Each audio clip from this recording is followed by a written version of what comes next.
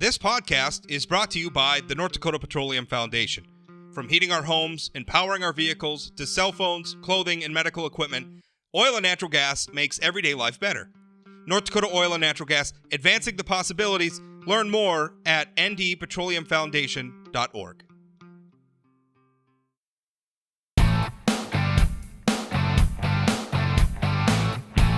Ladies and gentlemen, welcome to another episode of Plain Talk Live, the new streaming show that I'm having a lot of fun doing this. I'm really enjoying it, and we've got a good topic today. Coal-fired energy is important to North Dakota economically. Obviously, coal mining and those power plant jobs, there are a lot of good jobs. They're very important jobs, specifically for, I would say, probably the central region of North Dakota. We're talking about the Beulah, Hazen, Underwood area, beautiful part of our state, lovely communities there. And they're scared that they're going to lose a lot of jobs. And let's face it, Coal Creek Station, North Dakota's largest coal-fired power plant, shutting down would gut those communities. But there is some good news on the horizon. It sounds like Coal Creek Station could continue to operate under a new buyer, and here to talk with me about that is Lieutenant Governor Brent Sanford. And before we even begin the conversation, I want to make it clear that keeping coal plants open isn't just about coal jobs. It's not just about the economic impact, although that is very, very important. It's also about things like grid reliability. We have come through a winter where we saw some things that our power grid, our energy grid, was maybe not as reliable as we think it is. And increasingly, we're seeing base load power like coal pushed off in favor of natural gas and wind that this winter at least couldn't cut it. We're also seeing utility bills start to rise. So there are a lot of aspects to this debate that are very important. So I'm going to bring our guest on right now, the Lieutenant Governor, Brent Sanford, taking a break from presiding over the state Senate to grace us with his presence on a humble streaming show. Brent, how are you? Great, Rob. Thanks for the opportunity. I appreciate it. Well, thanks for coming on. I appreciate you being on. And let's talk. Where are we at? The announcement is that there is a potential deal in place for Coal Creek Station. Now, the backstory on this for people who maybe haven't been following closely, I'm sure most of you probably saw the headlines last year. Great River Energy announcing that they would be closing. They were going to start the process of closing down Coal Creek Station, but they indicated that they were open to a buyer. So our Lieutenant Governor has been one of the organizers, one of the leaders in trying to facilitate that effort, and it does sound like we have a buyer, which is where we're at today. So Brent, what can you tell us about this potential deal that's in place? Well, you're exactly right. It was announced last January, so January of 2020, that they would be considering a plant closure, and then it was announced that they would do further study through the winter, and then COVID hit, and then they proceeded in May of Great River Energy explained that they had decided to close the plant after looking for many, many months for a buyer that would be interested in continuing the coal-operated power plant. And so that came to great alarm for the employees, for the entire middle of the state, for those that worry about the security of the power grid and the reliability of the power grid, obviously. But what you found was that the existing utilities, the market itself, with the way coal-fired power is so much more expensive today than cheap natural gas and heavily subsidized renewables, that not only had market forces but environmental forces pushing against the coal plant continuing forward. So it's quite an uphill battle, but there's a group of folks that were policy leaders at the state, whether it's from the Empower Commission or from North Dakota Transmission Authority, from our office, from Senate and House leadership, et cetera, from our congressionals, the senators and Congressman Armstrong. I mean, that obviously a lot of supporters saying there's got to be a way forward here. And the culmination of this all last week was Great River Energy announcing they're in exclusive negotiations with one party, exclusive negotiations with a party that will operate the plant as a coal-fired operating power plant as in the past. And that was of the gravest concern to the 800 or so direct workers for the coal mine up at Falkirk and for Coal Creek Station itself, as well as all the indirect vendors and positions that have already been eliminated, assuming this is going to happen, whether they're electricians or small business contractors that provide services to the Falkirk mine and to Coal Creek. So it was a relief. I'm understanding it was quite a relief up in Washburn and Underwood in the center of the state where all those jobs are involved. But also anybody that's paying attention to the grid, as you mentioned, we went through the event with ERCOT down in Texas, where the draw from SPP, which is the grid on the west side of our state, all the way down to the northern part of Texas, was such that there were rolling brownouts happening here to make sure that the power was kept at a low enough level to not take the entire system down. And that was a scary event. So it makes people think, what if we had 1,150 less megawatts of coal generated power happening on the MISO side of the state in the east? What would happen to Grand Forks, Fargo, to MISO operates actually the MDU facilities in the middle of the state as well. So more of our state would have been involved by a shutdown on the MISO actually than the SPP. So what would happen? Well, the study of what would happen to MISO has not been done yet because they hadn't turned in the form saying they're going to close the plant, which is, it's curious to me that MISO wouldn't have done that study after the announcement of what happens to their reliability without 1,100 megawatts of baseload coal fired power. So the grid concerns are very extreme as well. So it was a good day to see that the GRE was at the point of announcing to the public that we're under exclusive negotiations with a party to continue operating the coal plant. And that tells you they're very far along in their due diligence, their legal negotiations, their contracts, their permit transfers, et cetera, which is extensive. Also negotiations with the coal mine itself. North American Coal owns the Falkirk mine, and that's the exclusive provider of coal to the plant. So there's a lot of I's to dot and T's to cross that still need to be happening, but we're inside the 5-yard line, so it was great news. Now to be clear, you can't tell us who the potential buyer is at this point. Cannot, and they were asked to be part of the announcement, but they're not at that point. So the name is still more. It's one of those secrets that maybe not so best kept secret, but it's something where we are under a non-disclosure, so that absolutely cannot bring up the name of the potential buyer. Yeah, I could hazard some guesses, but I'm not going to. I'm sure the people who can guess can do that on their own. How much did, because obviously you have these I think it's fair to call tricky negotiations going on to try to keep a very important part of our regional energy infrastructure open. And in the middle of that, we have what happened this winter, where all of a sudden the grid became not reliable for people, specifically on the SPP grid, which, as you said, serves big geographical chunks of North Dakota. How did that impact the negotiations? I mean, did you feel a shift? I mean, did it have an impact? Well, ironically, it had a positive impact for those of us that want the plant to continue. I mean, first of all, the potential buyer was, having feelings of, will GRE even continue forward with this? Because maybe their shareholders of those different co-ops that operate GRE would say, maybe we need to retain this ourselves, but it didn't result in that. It probably resulted in GRE's member co-ops being more cognizant of the fact that we're going to need to make sure that someone operates this plant and is pushing baseload power into the MISO grid, even if it's not us. And so that was a light bulb that was actually beneficial, I think. But they were well along their way to continue these negotiations regardless of that. It didn't change anyone's mind either way. But one thing it did throw into the mix is another round of legislation that we're seeing come forth in the legislative session of trying to be proactive against something like that happening. And the push-pull of, is it proactive, and is it a light touch of regulation that's going to keep us on the rails, or is it something that's an anti-business type regulation? So our office has been in the middle of all those conversations as well, making sure that our regulatory environment doesn't ramp up, because this is a touchy situation to get someone to want to buy a coal plant today anyway. And given frankly the prevailing political winds. I mean, we have the Biden administration, which has made it very clear that they are not friends of the sort of energy or the fossil fuel energy that's produced in places like North Dakota.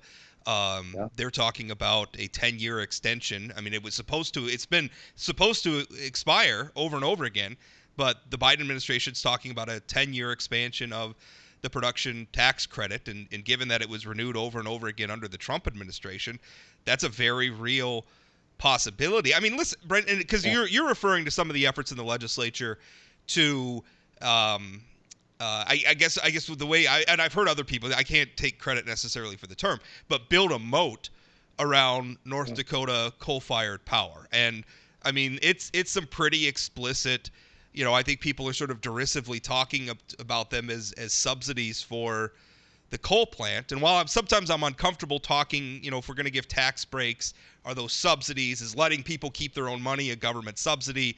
To me, that Yeah. line gets crossed when you're giving them other people's money. But Yeah. whatever. I mean, we're clearly trying to, debating, taking some pretty extraordinary steps to backstop coal-fired power and frankly the oil and gas industry in North Dakota. Now, just talking about electricity specifically, uh, you know, in a perfect world, all these different types of energy would be competing, right? And the pricing would be fair, and it would all be based on, well, it costs this much to produce an electron with a wind turbine, and it costs this much to produce an electron with coal, and we're going to have a debate, this one's intermittent and this one, and those would all factor, and we'd make decisions in the marketplace like that. But that's not the world we're operating in. We're operating in a world where certain types of energy are massively favored by the government and receive enormous subsidies, and they're driving baseload power off the grid. Now that's how I see it, and that's,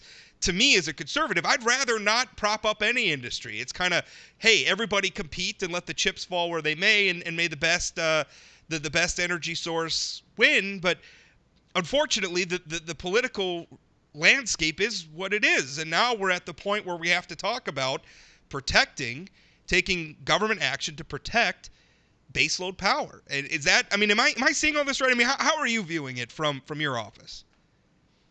Exactly right. And so there's two sets of legislation being considered. One ends up being more regulation, and it's being accused of being anti-business from the utility working group, who would be the entities making these investments and the new power structure and power investments and innovation moving forward, right? But the first piece is one that we were a big part of, visiting with Lignite Council on the beginning stages of the session, and they asked questions like, how would your administration feel about asking for a coal severance tax holiday? And we told them, absolutely, that makes sense. As you're saying, that's their own money, just giving it back to them.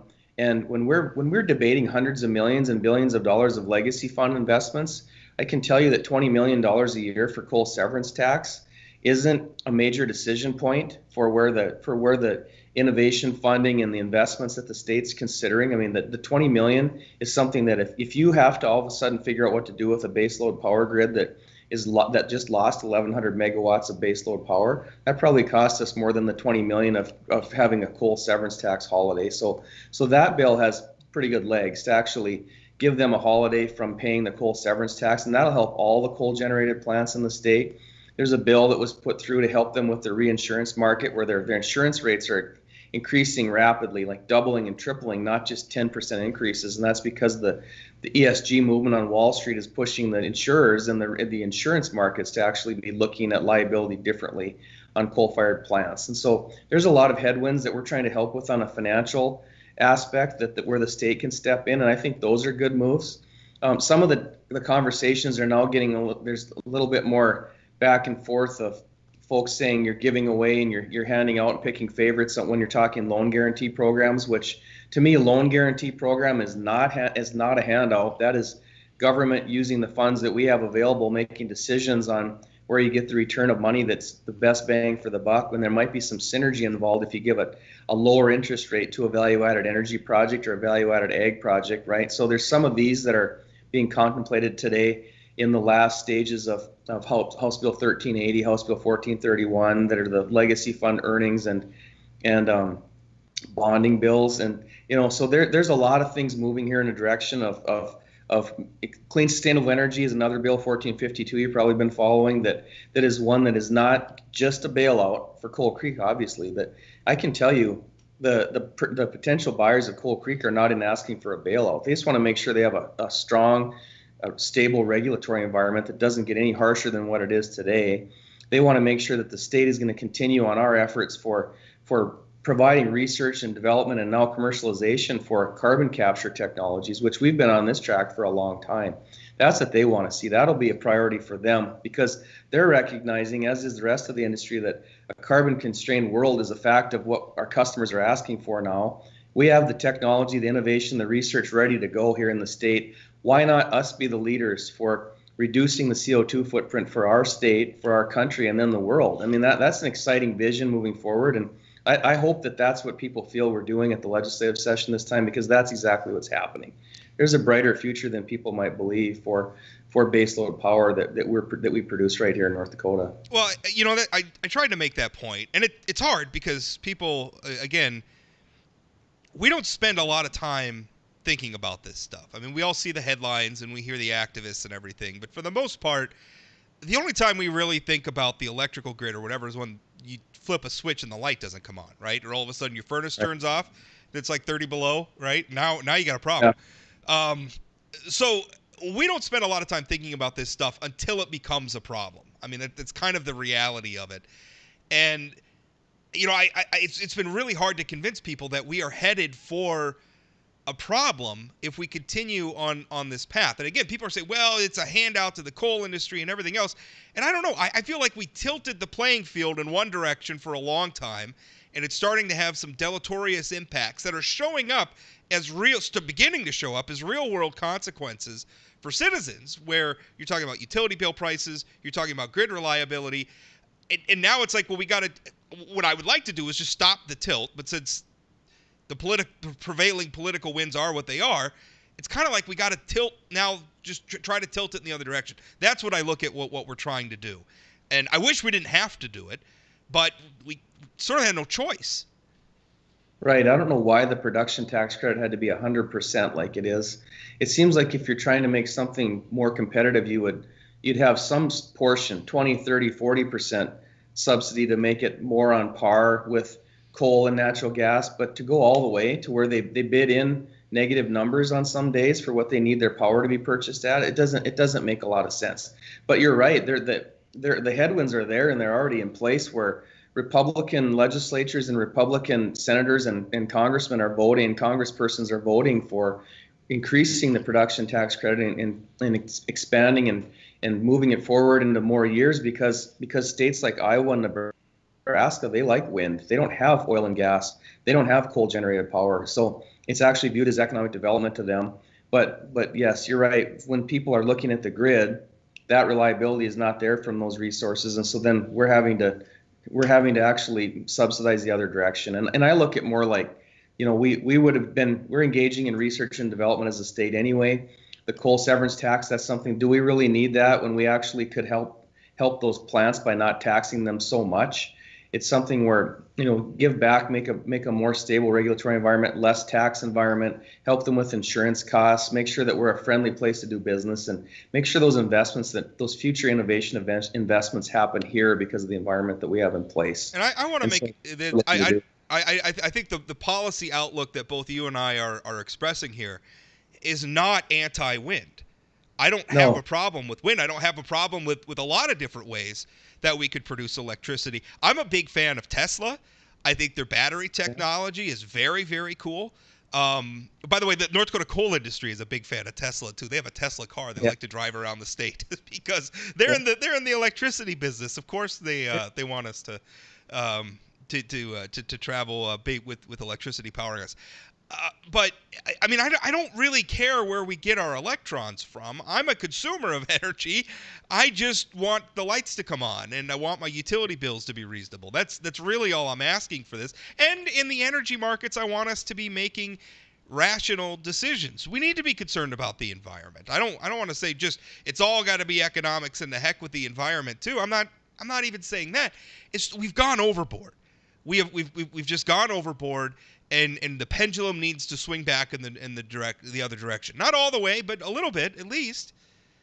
There needs to be some balance, and you're right to bring up wind. Thank you for bringing that up. I mean, that I talk to the wind folks a lot too, and actually, what's happening now will bring about more wind development in the middle of the state than what was looking to be happening with the moratoriums that were put in place by the coal counties after the Coal Creek news. There were wind projects that were very far along the road with negotiating with landowners and interconnects and who would be buying their electrons that had to stop, and they were looking at other areas, including other states. Now, with a buyer coming back into play that would run the coal plant and actually hopefully utilize some of those electrons on site.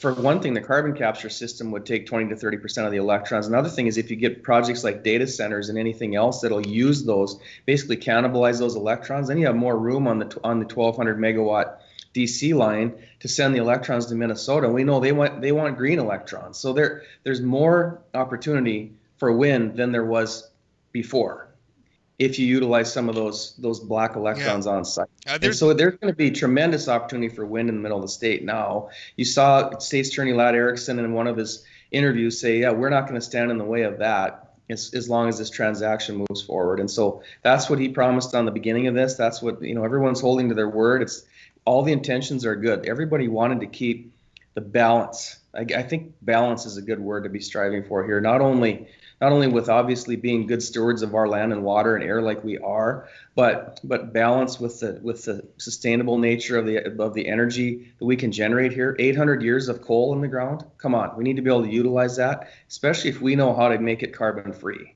CO2 free on the production. So we just got to keep moving in this direction, and it's not easy. I can tell you that. Let's speak about the carbon free part of things a little bit, because that's obviously Project Tundra is sort of the big kahuna in that conversation, at least in our region. But there's a lot of people out there say it's a waste of time. It's not going to work. Carbon capture technology, it's been tried in the past in other places, and it's been a failure. Why on earth would we think it could succeed here? What do you say to those critics? I don't think people realize that we've been doing it for 35 years plus at Dakota Gasification in Beulah. The plant right next to Antelope Valley, which is our second largest coal plant, is a coal plant that takes coal and gasifies it, captures the CO2, sends it in a pipe to Canada, to the Weyburn oil fields, and they're using that for enhanced oil recovery in Canada. The pipe goes from Beulah all the way up through the middle of the Bakken, right through the anticline, the Ness and anticline. That's been in place since the 80s. So we've done it here, we're doing it here. A Section 45Q tax credit project for carbon capture is a lot easier for someone like Basin Electric, who has Dakota Gasification. They're already doing it, to just capture the rest of the CO2 because they already capture so much. If you go to do a plant tour up there, I took a picture of one thing when I was up there. There's a white pipe in the ground with an arrow that says CO2 that way going into the ground. And that's been happening since the 80s. We know how to do it. We also have proven how to do this in the lab with taking the flue gas, the CO2 out of the flue gas stream on the Young station. The next one will be at the Coal Creek station. These projects are in process now by UND EERC staff of how to take the CO2 out of the flue gas stream. It's just a matter of, do you take 80% out, 90% out? Do you go all the way? I mean, it's more money as you go along the way. But we've done it with scrubbing other, NOx, SOx, all the rest of it out of the particulate.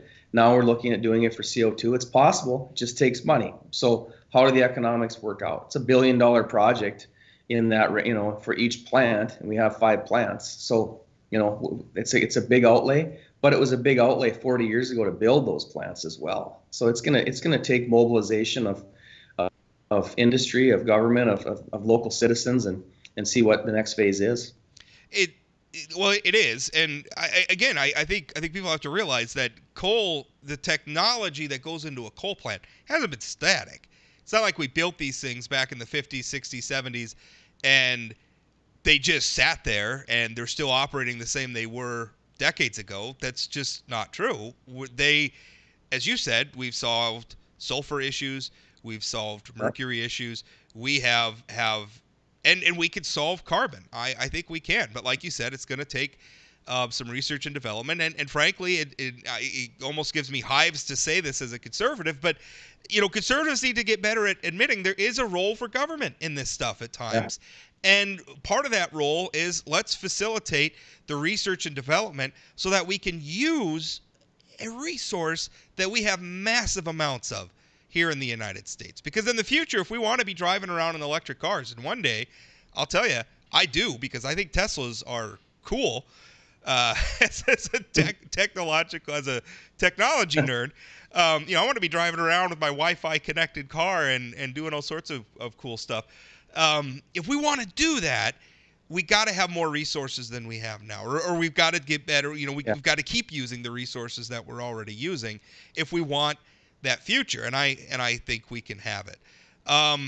So back to the sale. What does the timeline on this look like? I mean, you've basically what we know publicly is Great River Energy has entered into, as you said, exclusive negotiations with, at this point, unnamed buyer. But what does the timeline look like? I mean, is that something you can speak to, ballpark? It seems like GRE and buyer themselves will have agreement within a month or so, and then there's other agreements that have to be put in place to finalize. So something like this is just agreement after agreement, right? And so agreements with North American Coal, who operates the coal mine. I mean, transferring the current contractual arrangement with GRE to the new buyer, that's not an easy transaction. You've got all that coal mine land and who reclaims it, who's has responsibility for what's been done to date and what's not been done to date, and responsibility for the future payments, et cetera. And then the selling power into the MISO grid for the new buyer, and that's that has to be done, or else they're not going to want to buy the plant if they can't sell their power into the MISO grid. So there's some permits and some contracts that need to be transferred, but I think the agreement in principle must be pretty close to have the announcement last week, and it'd be great to have North American Coal and GRE and the buyer on a podium soon, because I think people need some good news around here, and this is really good news for our state and for the middle of the state and for the power grid itself and all those that have been watching. So yeah, we're getting closer, and I know we've been promising this for a long time, that there's actually a legitimate chance, but this is getting a lot closer now with the recent announcement by GRE. Well, I mean, a lot of the people on Facebook, and who we should all probably pay a lot less attention to Facebook. But I remember when people were talking about, well, we're going to find a buyer. It was it's a hopeless cause. It's never going to happen. Yeah. Nobody wants to buy a coal plant these days. Well, not true. I think we've proved. Obviously, the deal's not done. What sort of regulatory hurdles could stand in the way? Obviously, we've had a shift in national leadership from a president who was I think fair to say, whatever else you want to say about him, was pro coal, to an administration that is probably, I think, fairly described as the other side of the spectrum. What sort of, from our tempestuous national politics, what sort of hurdles does that present? Well, obviously, if Clean Power Plan comes back tomorrow, I mean, with regional haze conversations, the good thing is the Coal Creek plant is the best as far as the dry finding that they've done, the work they've done to reduce their particulate. So as far as regional haze regulation by the EPA, Coal Creek sits in very good shape compared to our other plants and their competitors in the neighboring states. So that might not be horrible if that comes back with a vengeance. But Clean Power Plant and all of its other offshoots, you never know where this conversation goes. And a carbon tax would be something very difficult to deal with from all of our industry at this point. And there's differences on how an IOU and a co-op and a merchant plant can pass on carbon tax to its consumers. But this was the analogy given to me, and I believe it's a very close example of what happens. But in Canada, there's a form of carbon tax for best in class pays less than a lower in class. So if you're a higher emitting coal plant than one of the better plants, you pay a higher carbon tax, and you completely pass that on to your customer. And so the consumers, for comparison's sake, if it costs you $300 to heat your home in Minot, it might cost you $900 in just north of you in Canada. And what the government does with that carbon tax is they redistribute it back to the people.